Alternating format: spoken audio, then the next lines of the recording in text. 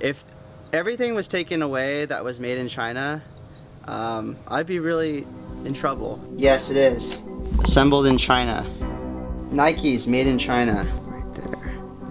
Many of the products that enter the US, let's say made in China, would have many components that are actually made in other countries. For US companies, they invest in China, produce the goods, and export back to US. In a way, America is the major beneficiary of quality and inexpensive Chinese goods. The government runs large budget deficits, and that means it will have a trade deficit. In general, I think the American strategy should be to pick the United States up, not to hold China down.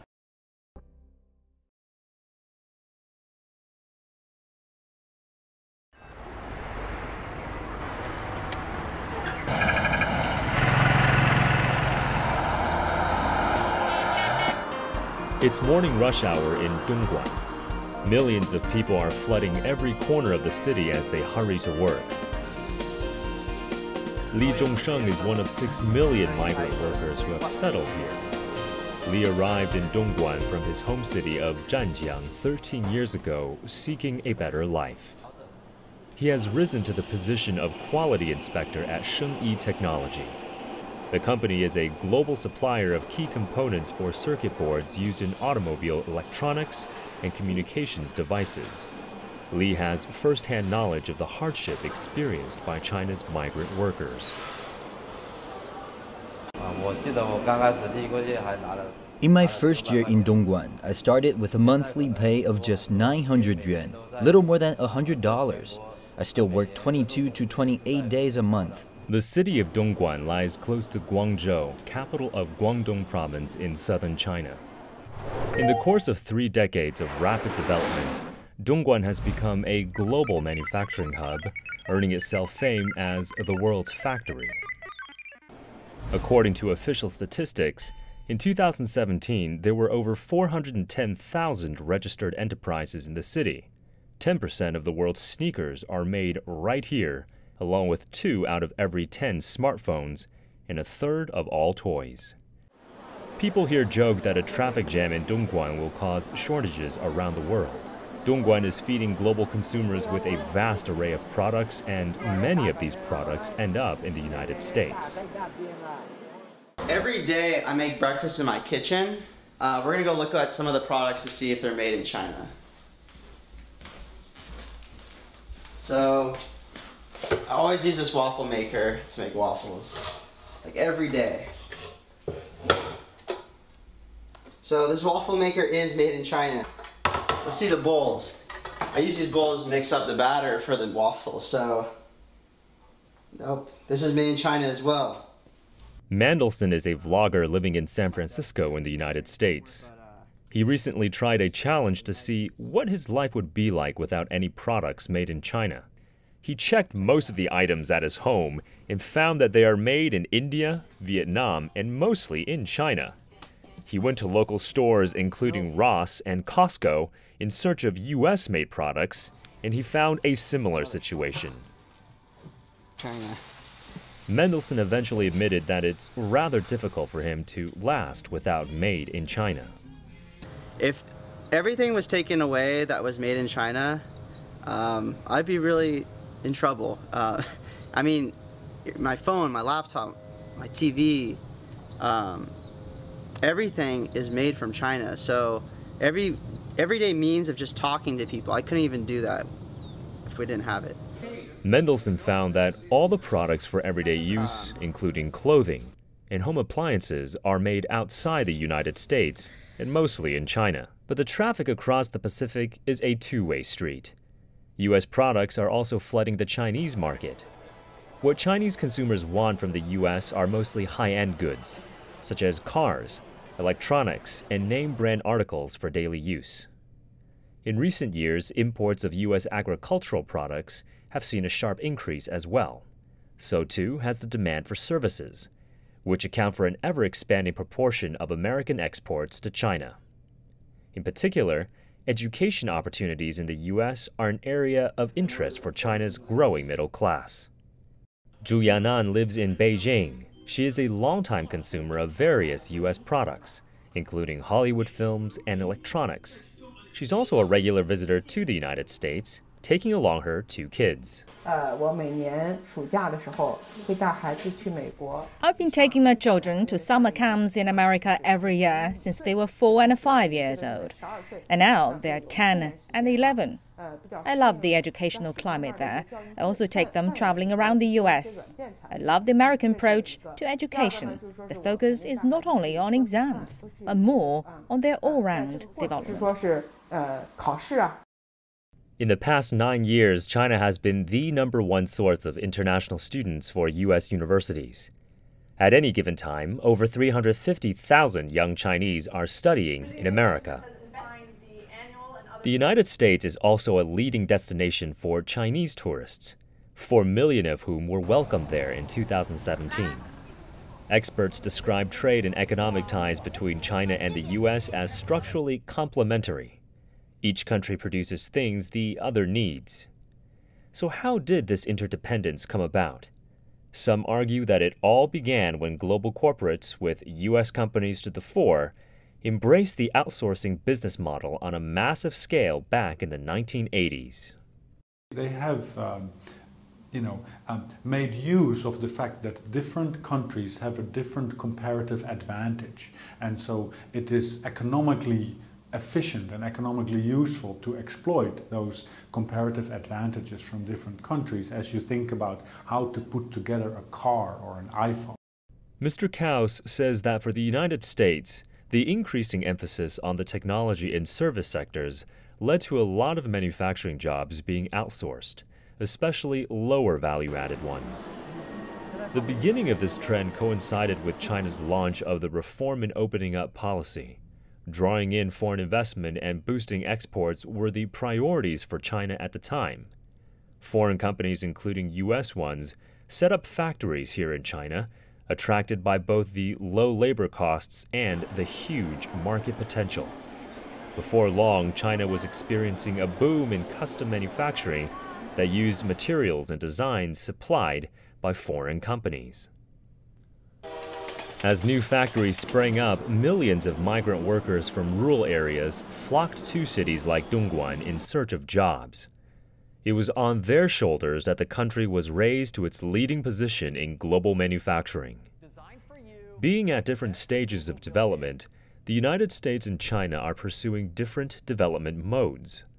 As a result, they are a long way apart on the global value chain. The United States basically is in charge of those processes like R&D, and they take those R&D, for example, results to places where the manufacturing costs are low, and China basically plays that kind of role of putting them together.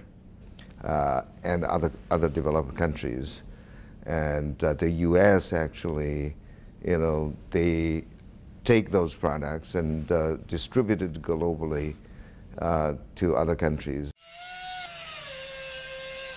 In the United States, the manufacturing sector is in a state of gradual decline as the economy completes the transition from manufacturing-based to technology, innovation, and service-oriented.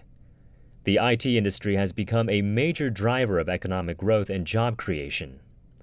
In the 1990s, when the U.S. experienced a period of sustained growth rarely seen since the Second World War, the so-called new economy flourished, driven by information technology and innovation.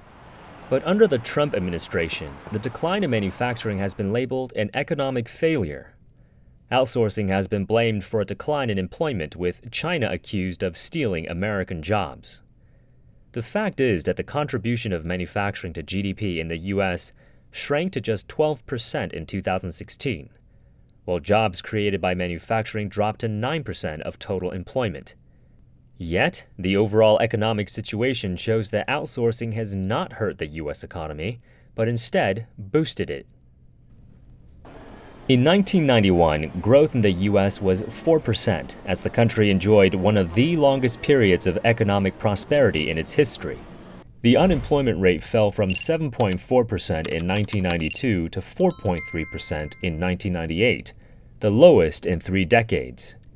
These figures point to the U.S.'s economic transition being a success, with outsourcing helping to make the economy stronger.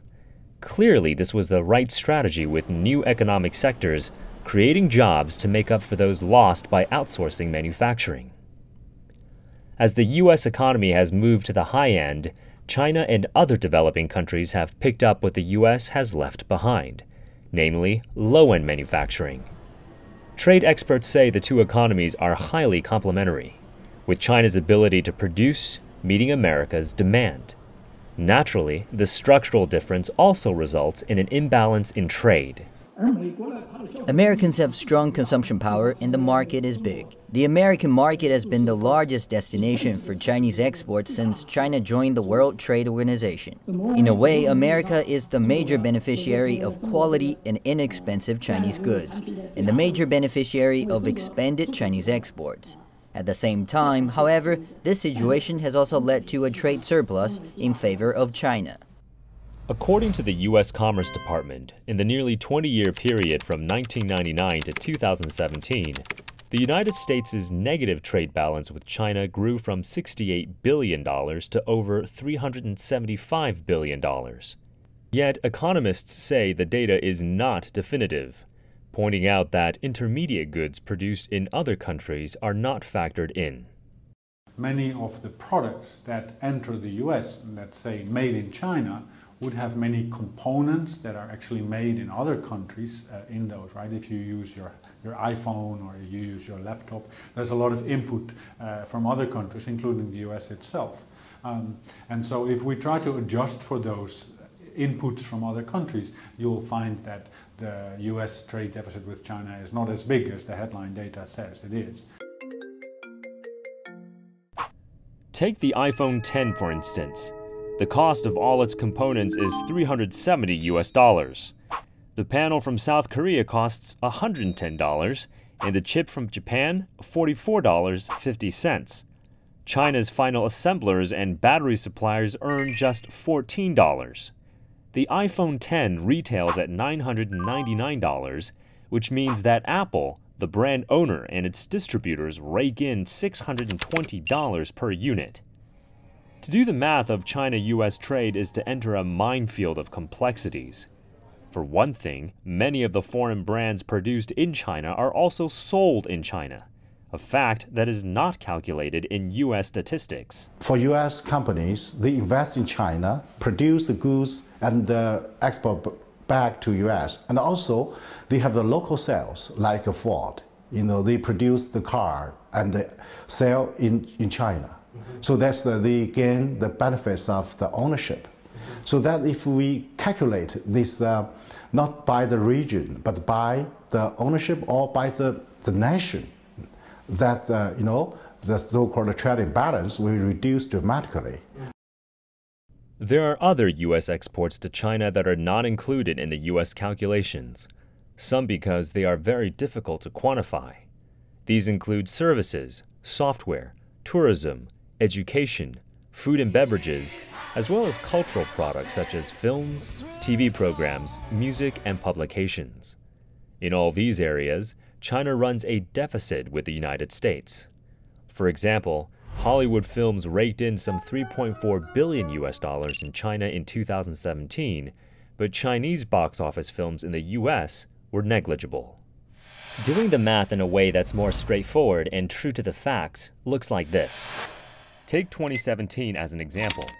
U.S. statistics show its trade deficit with China stood at $375.2 billion.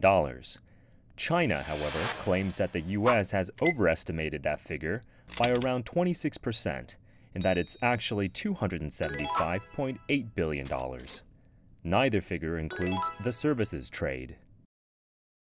According to the U.S. Commerce Department, America enjoyed a service trade surplus with China in 2017, which surpassed some $38 billion. If we deduct this from the total figure, the U.S. deficit with China would go down to $237.8 billion.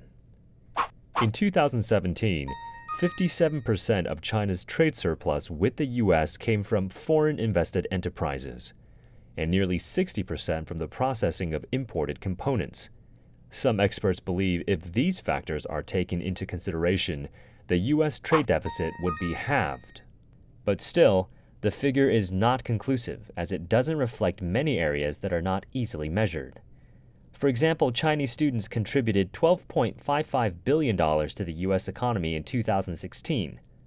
U.S. films, music, and other cultural products boast a large market share in China. Other factors include local sales of U.S. companies, which have set up factories here in China. That's a huge surplus for the U.S. So, the result of the math can never be definitive. However, the reality is the trade imbalance between the U.S. and China is much smaller than the U.S. statistics, or rather estimates, indicate. Moreover, the U.S. may have a trade deficit with China, but it enjoys a huge profit surplus as its economy is being complemented by China's low-cost labor, and the average American consumer is benefiting a lot from made-in-China products. It also means that while China made some hard-earned money from bilateral trade, the U.S. has taken away the larger chunk of the profits. Some analysts say a major and direct cause of the imbalance in bilateral trade is the high level of expenditure by American consumers and their government, who tend to spend most, if not more, than what they earn. America is basically a deficit country, savings deficit country, because households don't save very much, and the government runs large budget deficits, and that means it will have a trade deficit. And that explains why America has had a trade deficit every year for 40 straight years. And this was the case whether China was a major power, whether the economy was doing well or badly, whether employment is good or bad, or whether the American economy is growing strongly or not growing strongly. Trade deficits are determined by savings rates. Besides China, the United States also operates a large deficit with many other trading partners. Among them, France, Germany, Italy, Canada, Mexico, Japan, and South Korea. Experts say that if the U.S. reduced its trade deficit with China, it would increase its deficit with other countries since the demand is there. But the mistake is, when fewer products come in from China, America will start to import products from other countries. It could be Singapore, it could be Bangladesh, it could be Europe, it could be Australia.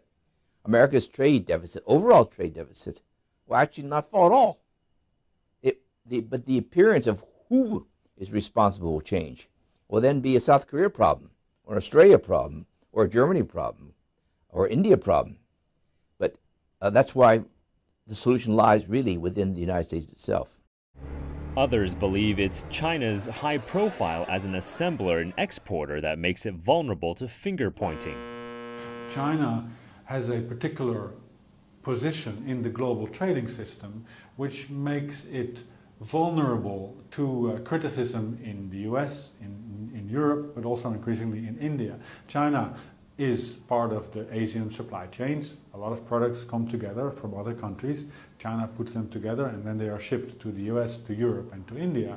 And so China runs large surpluses, bilateral surpluses with the US, with Europe and with India, even though it runs bilateral deficits with other Asian countries and with some other countries.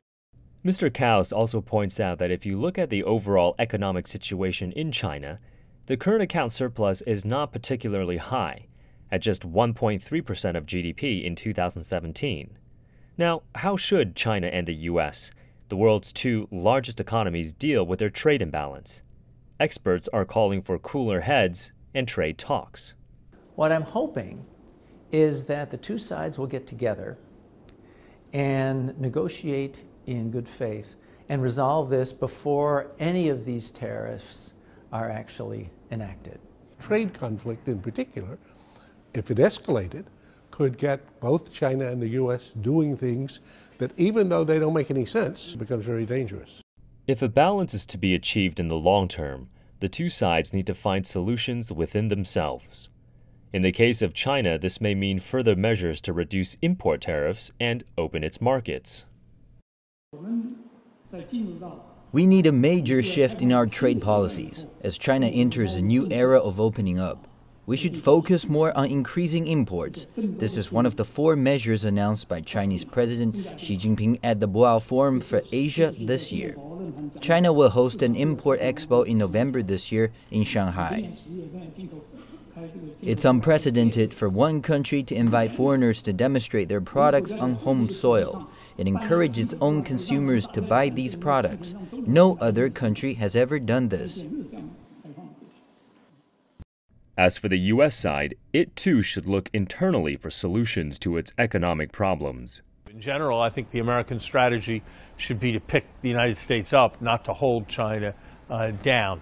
How do we do that? There are many steps: increasing our infrastructure investment, increasing our commitment to basic science, making investments in increasing hiring through appropriate wage subsidies in the most depressed parts of our country, investing in our system of providing human capital, and particularly community college education for all of our citizens. These are among the steps that I think would push our economy forward. For the average American consumer, they have long been beneficiaries of imported products from all over the world. What I think about the economy is that it's a very global economy. We're pretty much tightly connected, and it's very, very strong, very connected. And it seems like when one starts to take the other, but the straightness starts to become, and it kind of starts to collapse. And that's what I'm getting from this.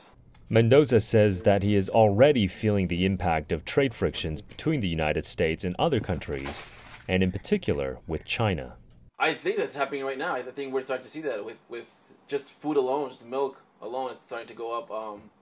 I think I paid $5 for a gallon of milk. I'm like, what the hell is going on? Like, I see it happening already. Like, yeah, I'm not worried. It's already here. Like, it's like, how do we stop it from going up even more? It's kind of my big concern right now. While America is turning to protectionism, across the Pacific, China is doing just the opposite. The Chinese government has been heeding a call from consumers for more quality choices in their daily lives. It has been steadily reducing import tariffs on its own initiative in the last few decades, and especially following the country's accession to the WTO in 2001. Just recently, China announced a reduction in import duties on more than 1,000 different types of goods, effective from July 1, 2018. That list covers a wide range of consumer products, from washing machines to refrigerators, from shoes to cosmetics. Greater access to better quality imported goods will certainly be welcomed by Chinese consumers like Zhu Yanan. I would love to see the tariffs go down. I'd buy durable goods such as a car when the tariffs are cut. One area with obvious potential is trade in services. The service sector accounts for 70% of the U.S. economy, and the country is highly competitive globally in areas such as tourism, transport, and intellectual property. U.S. Commerce Department statistics show the service trade surplus with China has multiplied 30-fold in less than 20 years. Experts say they are confident that that trend will continue. Experts also argue that to achieve a better balance in China-U.S. trade, the U.S. needs to ease its restrictions on exports of high-tech products, which are in great demand among Chinese consumers. At the same time, America should welcome more investment from China, which would create jobs for U.S. workers. With the benefits of free trade and globalization clearly outweighing the drawbacks, there can be no excuse for trade protectionism.